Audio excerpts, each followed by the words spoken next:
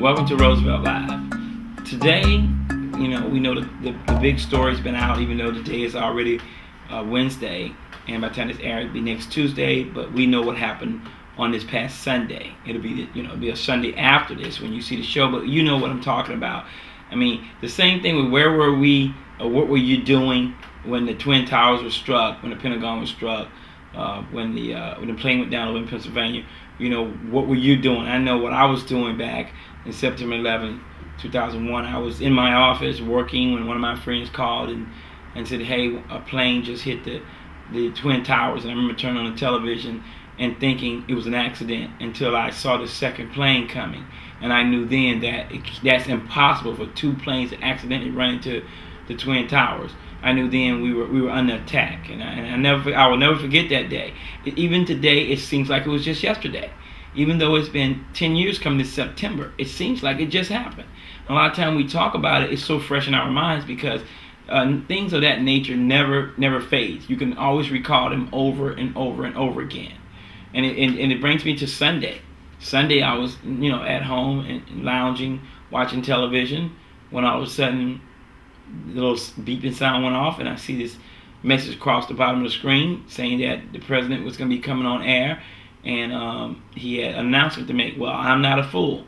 If the president is coming on air, and it's at this point it's about 10:20 when I first saw the message, and I remember thinking something really huge is going on, because there's no way the president will come on air on a Sunday night this late, and it's unscheduled.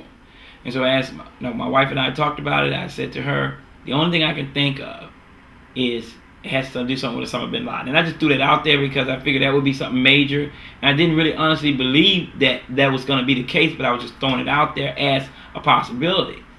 Until, as I continued to watch the MSNBC, and they were going back and forth about, what was going on, and everybody was kind of guessing, and as the information trickled out that truly that he was going to be speaking about Osama bin Laden. Then after they finally said that Osama bin Laden had been killed, I'm like, wow, this is huge, because there's a lot of people out here. And let me stop and say this. I don't think many people in normal life and everyday life want to celebrate someone else losing their life, but there are these people out here that somehow in a way almost deserve it. I mean, if he's responsible for directing Al-Qaeda, whatever that thing is, whatever you want to call it, if he's responsible for directing the people that was under him to blow up these planes, to attack the Pentagon, to the one that didn't make it to his target in Pennsylvania due to the heroes that was on the plane that didn't let that happen, then he deserved to get the punishment that he perpetrated upon the innocent people at all those three locations where children, there was a daycare in the building, I do believe, maybe more than one daycare in the building. There were wives, there were husbands, there were sisters, there were brothers, there was mothers, there was grandparents, there was police officers, there were firemen, and the list go on and on. Innocent people lost their lives just by going to work. So if he lost his life for the 3,000 some people we lost at those places, never will be able to equal the one that he gave up. Well, his one that he gave up couldn't equal that. I mean, he put it in the right way. I understand that he may have been responsible, Al-Qaeda may have been responsible for the bombing in Yemen, a couple of more things that happened around the world that they claim that they were responsible for. So they made the statement that they claim responsibility for these things. So that's on them. So anytime you find someone that has been looked for almost 10 years, and the United States wasn't able to really track them down for various reasons. And I think now we do know, maybe openly we're not saying it, but anytime Pakistan is supposed to be our ally, and we're giving these people billions of dollars, and this man is living right in the heart of the city, right in the vicinity of the military and all the other residents, been living there for quite a while, in a building that they said had some walls up to 14 feet high. Now, if you're living in a mansion with 14-foot high walls in the middle of the city, wouldn't that attract attention? Of course it would. The leaders over there claiming they didn't know he was there. I find it personally hard to believe. Matter of fact, I don't believe it. I believe that they knew he was there. He was taking our money and had this guy there the whole time. I mean, somebody had to construct that building.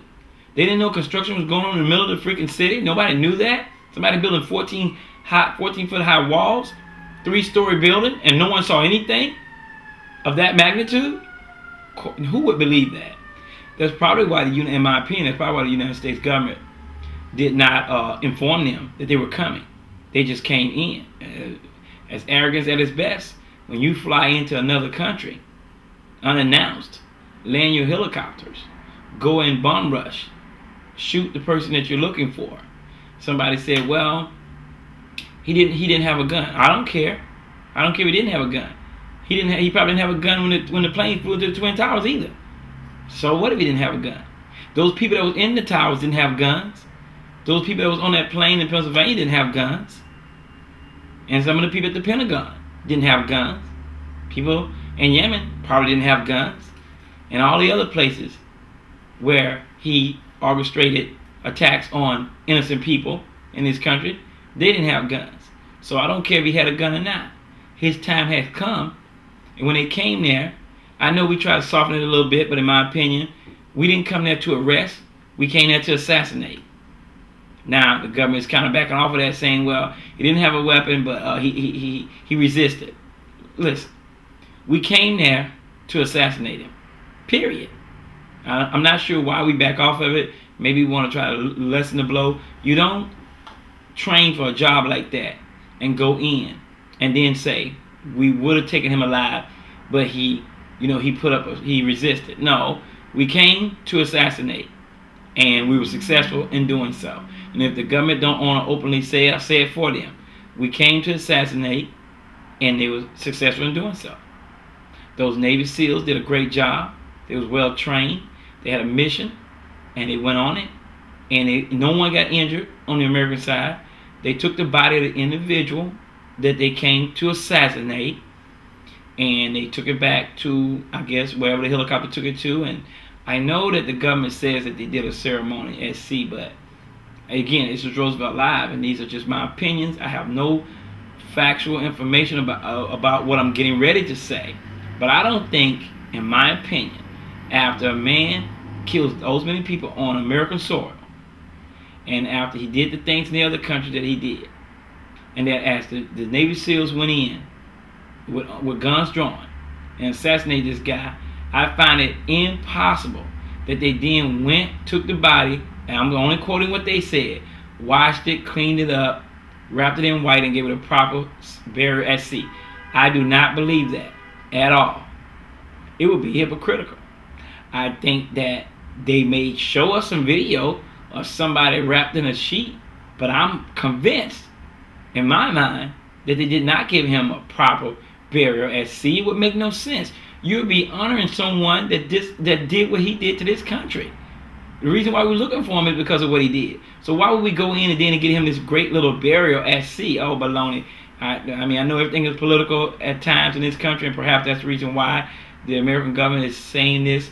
It's because of that reason, but I 100% do not believe that they had any type of proper burial. Matter of fact, I wouldn't be surprised if they just throw him in the trash compactor. I mean, now, hey, again, these are my opinions. So I don't want nobody to lose their mind and start saying, I said the government did that. I didn't say that. These are my opinions. I just find it hard to believe that you go in and shoot someone and take the body out and shoot them in front of, the ex-wife, the wife, the kid, or whoever's in there, or whatever amount of people's in there, and then drag the body out and throw it in a helicopter and then take it and do whatever DNA test or whatever face recognition or whatever they needed to do. And then all of a sudden turn to some type of chaplain and start doing proper burials or washing, cleansing the body, wrapping it in. I don't believe that. I just don't believe it. These are my opinions, and I'm entitled to those, and I'm going to stick to the fact that I believe that was just said to kind of keep the peace. I don't believe it happened at all. If they buried him at sea, they just threw him in the water. That's just my opinion. But who knows? I could be wrong. Like I said, I don't have a direct line into the White House. No one called me. Not like Donald Trump that thinks that he has a direct line to the president. No one called me and said, Roosevelt, this is what happened. I'm just having an observation. And in my opinion, they didn't do that. But thumbs up to America. Thumbs up to the soldiers. Thumbs up to the Navy SEALs. Thumbs up to the intelligence, CIA, and everybody that was involved. My understanding is the president got a bead on this thing back in August of 2010 and was able to keep this thing under wraps, was able to move forward, and was able to get this guy taken care of. A lot of people came before the president that didn't get it done. Now, we in the United States of America need to understand that this is not about trying to get credit for where credit is not due. The president was able to, with assistance from obviously the intelligence that we have here in this country, to find out where he was being held, where he was staying, and I think they say he was been there for 5-6 years, right in the heart of that area of Pakistan. I don't know how they claim they didn't know what was going on, but I heard a few people say, let's thank President Bush or this and that and the other. Listen, this is not about shunning one president and boosting up another. You got to take the credit and the criticism. Right now, President Obama is in the White House. So the president that got it done is President Obama. Which is not a Republican or Democrat issue. This is a United States issue, people. For people that wants to bring it up, and I have to say lately, the Republicans have been kind of quiet, and that's disappointing because this is not a Democrat-Republican issue. Everybody should stand united. United, we stand. You know the old saying, and divided, we fall. And we know that. The world got rid of one less evil person. And that guy was an evil person. He didn't have to be the kind of person he was. He chose to be that kind of person. That guy was born into, his father was a filthy rich guy. It's not like they came from poverty and they were old and they was broke down and they didn't have nothing. He chose to live like he lived. He chose to not like America. I don't even know why he doesn't like America. What America did directly to him.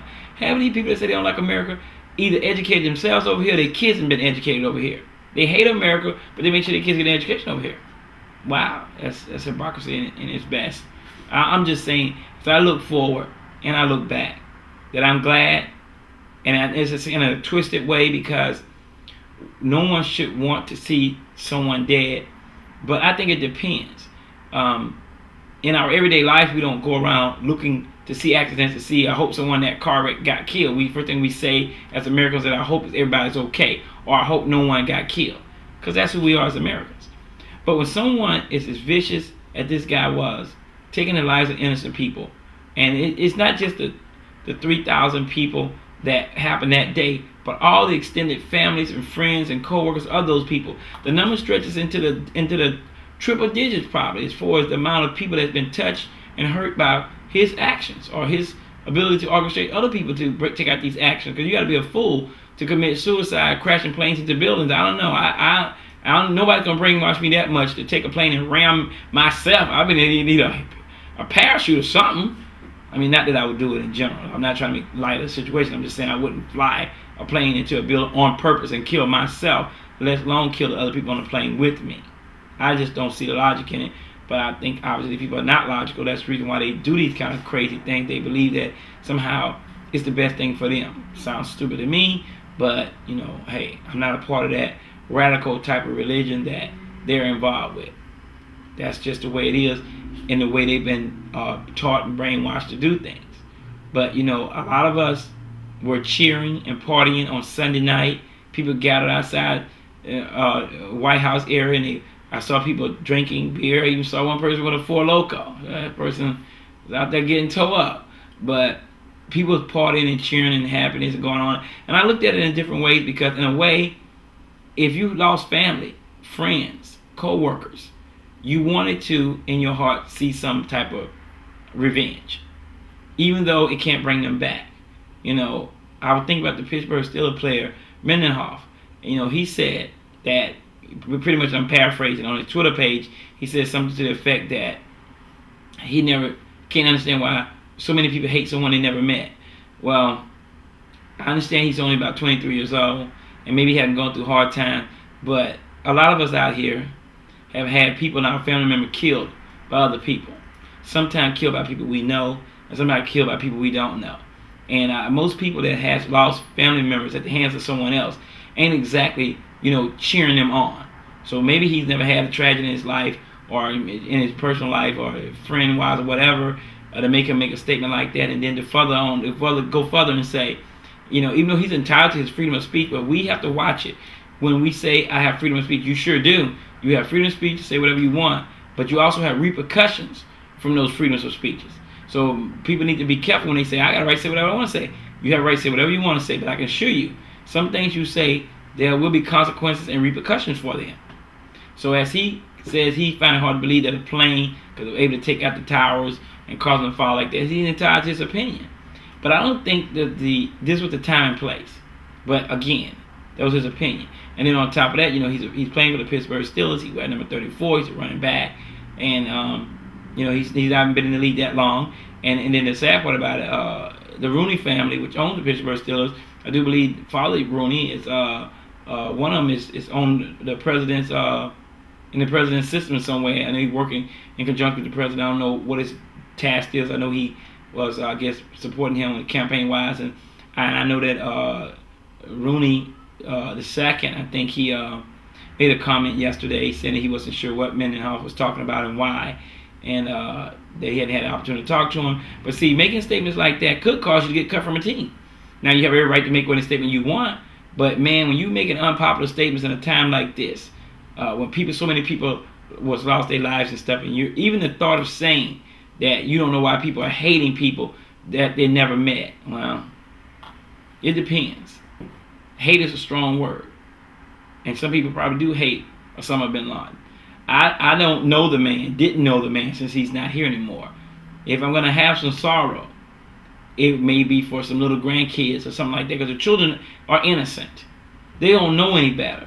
They didn't bring on this terrorist type activity. But for him himself, he brought everything he did on himself. So we get in the United States did what they needed to do.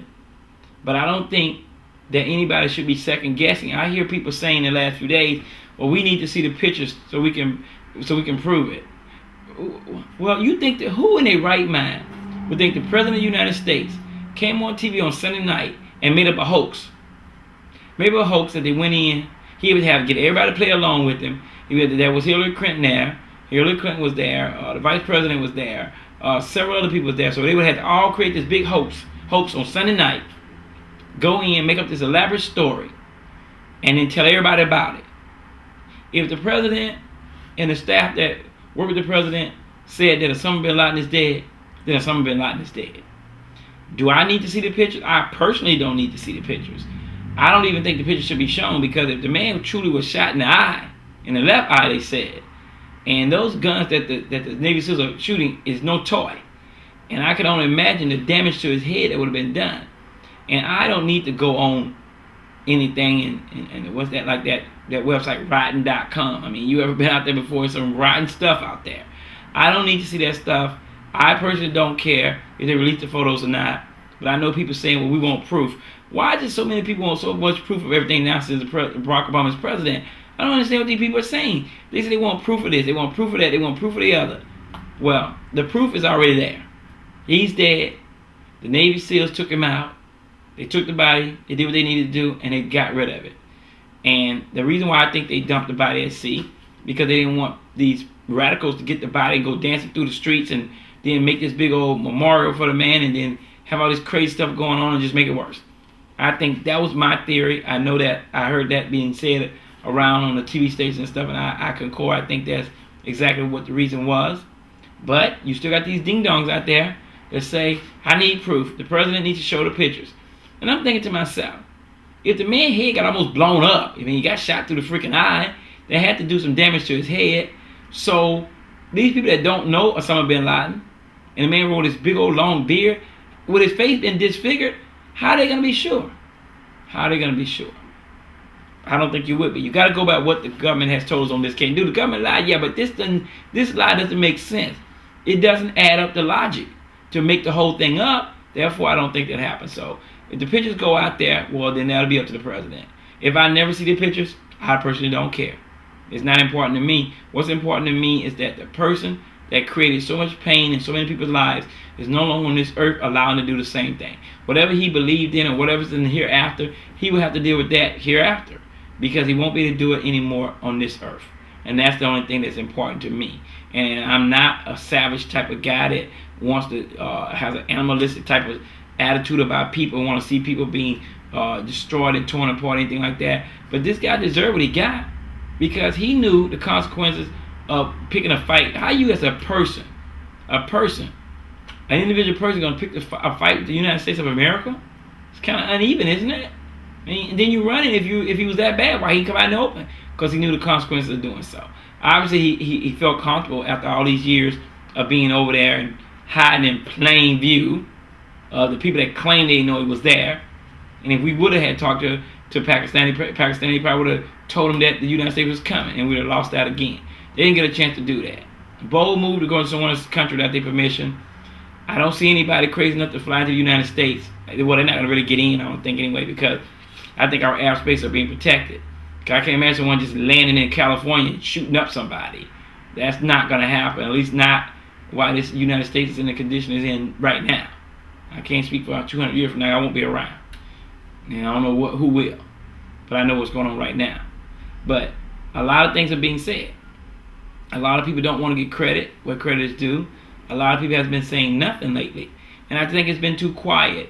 All the noise we heard from the Republican Party, from the Speaker of the House, Boehner, from all these people out there, now I'm not really hearing anything. And I'm upset because I feel like when it's a situation like this, everybody should have come together and not just kind of sit back and be quiet about it, because they don't want to see, everything is politics. They don't want to give credit to the president because an election is coming up, so they want to keep quiet. I think sometimes people, you got to take a back seat to this politics, pull together as a unit, pull together as Americans. That's what we are at the end of each day. We're Americans, and we should pull together. We should stand shoulder by shoulder to shoulder, and we should support the president regardless of our status as a Republican, Democrats, or Independents, Tea Party members, or whoever these folks are out there. I just think it's not good when we're not supporting the president 100%. But those are my opinions. A lot of people say, oh, well, you know, we don't know, we want proof. Well, I always want proof of something for it. Too much proof going on. I want some proof too. I want some proof that some of these people that have talking don't have good sense. I want to be able to back that up and see how much proof can I get of somebody just being downright stupid. Because some of these people are actually stuck on stupid. And I say that, I don't say that very often when I talk, but every now and then they deserve it. Just like I talked about a couple of weeks ago, that ding-dong lady over there in Orange County, California, that sent out that picture of the president and said things about him, about now we know why he doesn't have a birth certificate. You remember I talked about that a couple of weeks ago. She was definitely stuck on stupid. And every now and then there's somebody out there like that. So, you know, again, these are just my opinions. And my opinions run long and they run deep sometimes. But they're always out there, you know. And as the story progresses, and I'm jumping around on different things, but they're all a part of one subject. It's all about the president, because I read in the TBT, and I was a little bit surprised because I read TBT basically every day. And I read TBT, and it was a letter to the editor from some person, I think they're ding dong too, saying that the president's birth certificate now that's just been released, it's photoshopped. That something is not right on it, that the father's name is disappeared, or it's been layered underneath some lights, and you know, I'm gonna say this again. If the president, Barack Obama, was not born in the state of Hawaii in 2008, 2007, going back a little bit more when he was a junior senator and when he first spoke at the Democratic convention, or I mean, well, he went to speak. I don't think he spoke at the first one. On his run for the presidency, you're under close scrutiny in every sense of the way. The United States of America will have to be downright stupid to let someone come into this presidency that's not supposed to be there. If Barack Obama was not a citizen of this country, we would have known about it before he became president. No doubt about it. I can assure you that. It didn't happen because it isn't true. Okay? But you got these ding-dongs out there that's saying this. They say, oh, well, this ain't right, and this picture ain't right, and this handwriting ain't right, and why is it typed, and why is it not written, and this just goes on and on and on and on. We think that they say the White House don't know. So make sure I understand this. So the President of the United States got together with the state of Hawaii, and I'm trying to figure out what the state of Hawaii reason would be, because he came from the state of Hawaii. Well, according to him, he didn't come from the state of Hawaii. So wouldn't the state of Hawaii be the first one to want to expose him as lying about being born in their state when he's not? You would think. But it's just the opposite. The state of Hawaii is backing the president 150%. So that being said, what is his motivation? What is the White House, what is President Obama's motivation? Somebody say, well, to stay in the White House. Listen, he's in the White House, people. For people that can't accept that, shame on you. You're being ridiculous. He's in the White House. If you don't like it, 2012 is just a few months away. Okay? Go out, campaign hard, push the issue, hold up signs, you exercise your constitutional rights, and vote the man out if you can. That's all I got to say about it. You might say, well, he's a Barack Obama supporter. I'm not a nobody supporter. I'm a supporter of right. And I'm sick and tired of hearing about the same dumb subjects over and over and over again. It's a non-stop, relentless conversation about nothing. The man is president. In a twisted world, how do we do this? Let me see. In a hypothetical situation, somebody comes tomorrow and say, I got proof that Barack Obama was not born in Hawaii. Now what should we do? We're going to immediately snatch him out of that White House. We're going to immediately throw the vice president into the spot. We're going to move the Speaker of the House up to the vice presidency. So we're going to shift everybody around. We're going to clean the record up. We're going to throw out all the bills that was voted on. And we're going to pretend like it never happened. That in itself is not going to happen. Period. All you ding-dongs out there that's just riding this broom to nowhere. Get off of it, people. It's going around in a circle. Okay? It makes no sense.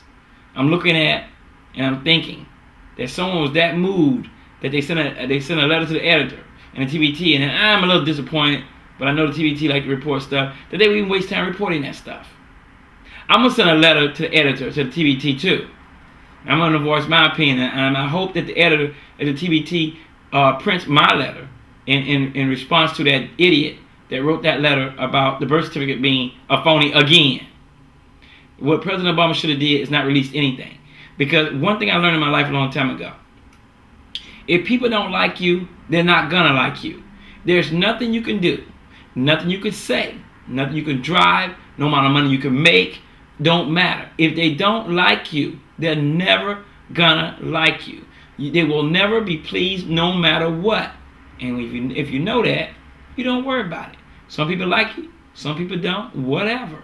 Until they can control my breathing, I really don't care if people don't like me, because it doesn't matter. If they can control my breathing, that's different. Because if I can't breathe, I might have to be forced to pay more attention to them and maybe do some of the things they want me to do in order to breathe. It sounds a little crazy, I know, far-fetched, but that's just how much I don't care if they believe me or like me or not, because I don't think it's important to be liked by everybody, because you can be liked by some, loved by others, and hated by many. It's just the way it goes. You can't let that get to your beliefs. If you have a belief, you stand behind them, whether you standing alone or whether you standing with the whole world. I always tell people when I'm talking, if I feel I'm right, I will stand by myself. I don't care if it's 200 million people on the other side. I'm still not going to waver from what I believe. If I truly believe it, I'm going to stand by it no matter how many people stand against it. It won't matter to me. I think that's good. Some people say, well, you're just being crazy. If everybody thinks it's one way, you think, oh, maybe you're wrong. Maybe they're wrong. Why do I have to be wrong just because more people think one way than the other? That don't mean I'm wrong. It just means more people believe the opposite way. So be it. I'm still going to stand by what I believe. And I think that's a good thing. I think everybody should have that type of attitude toward things. If you truly believe in something, you stand firm on it. No matter what, you stand firm. You don't get wavered by the fact that you look across the hall, across the way, and see several people standing there, and you look behind you, there's nobody behind you, and then you start to second guess your own self. You don't second guess yourself. You stand strong. You stick your chest out, and you say, I'm still going to stand here, even if I'm standing alone. It's just my opinion. But I'm just getting tired of people criticizing and talking about the same dumb thing over and over and over again. I mean, I even heard Donald Trump, which I brought up this name now several times, and I'm going to stop bringing his name up because I think that I'm bringing his name up way too much, and I think he's getting some of the things that he wants out of these crazy, asinine, and cuckoo statements that he's been making recently about the president. I think he's trying to boost the ratings. I know The Apprentice ratings were down. I think boosting the ratings. I think, again, putting himself out in the forefront. I mean, Donald Trump is a brand, and he's branding himself in that name very well. And even if we don't know the faith, everybody knows that name, Donald Trump. So he's done a good job at branding. But when he say crazy things like wanting to see the president college grades now, saying that this is exactly what he said. I'm going to say, I'm probably paraphrasing to a degree, but he made it pretty clear that, I think it was in the TVT again, that he has friends that has children that are very smart. And that's a direct quote. And that they couldn't get into Harvard. So he wanted to know how President Obama got into Harvard. He was at Columbia University, I think, at first, and then he went over to Harvard Law School and he graduated, you know, cum laude. I mean, he was there. He did his thing. I mean, so it ain't like he was a dummy over there. And the dude ain't stupid at all. But he wants to see the guy grades. And I know one thing. Even though Donald Trump did go to college, he went to went to college in I forgot the state. I believe he went to college in Pennsylvania, and he went to a business college. It's at the University of Pennsylvania, I believe.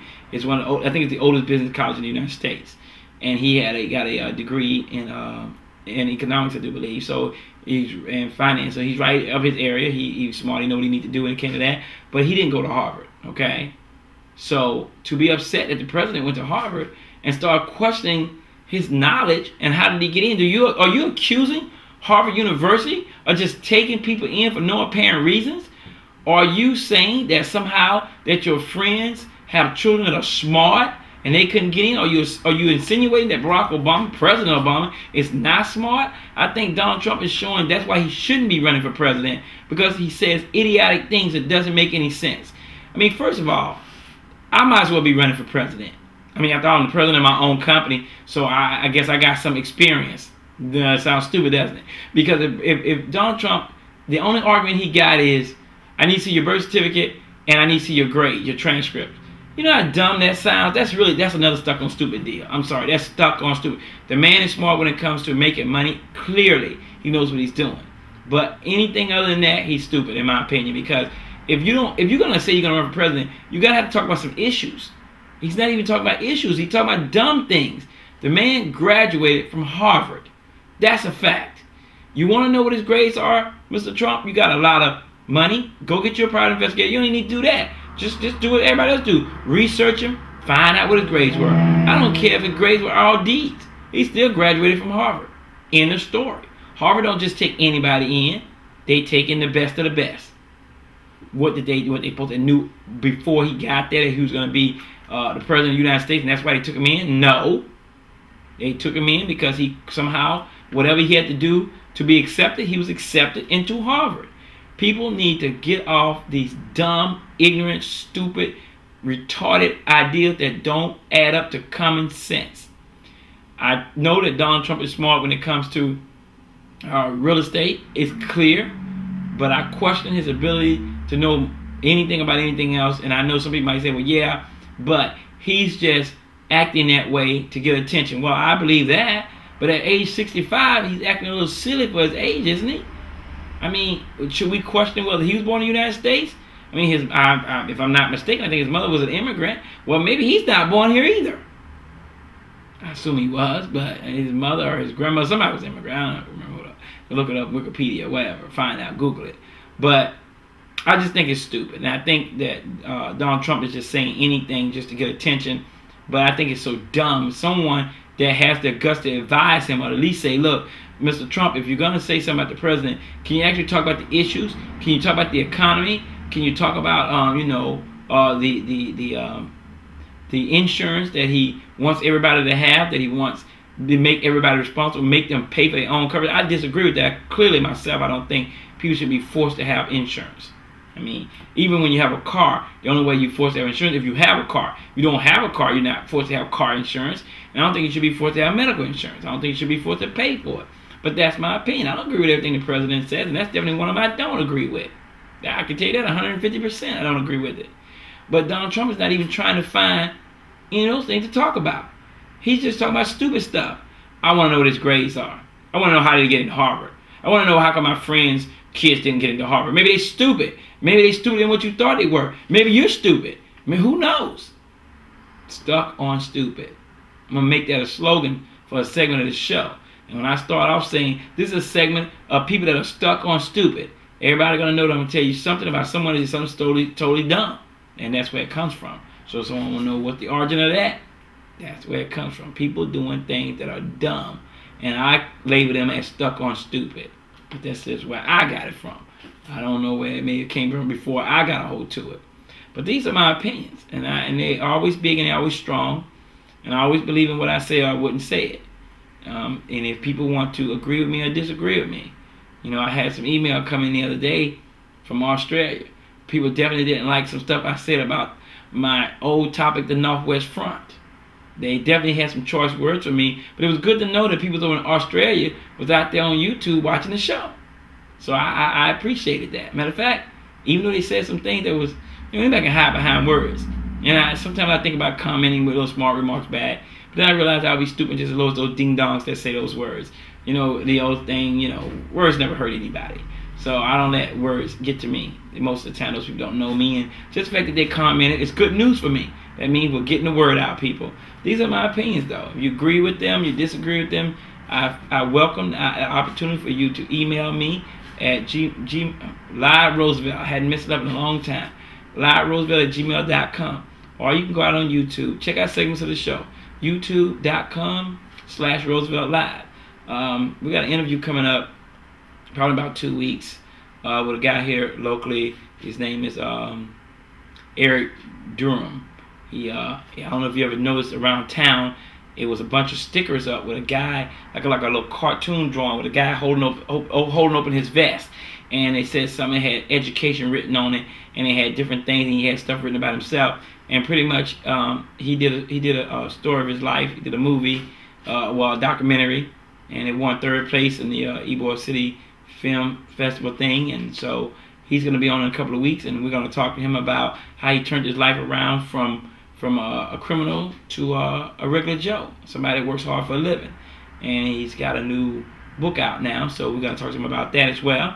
So you know who I am. I'm Roosevelt, and I'm your host of Roosevelt Live.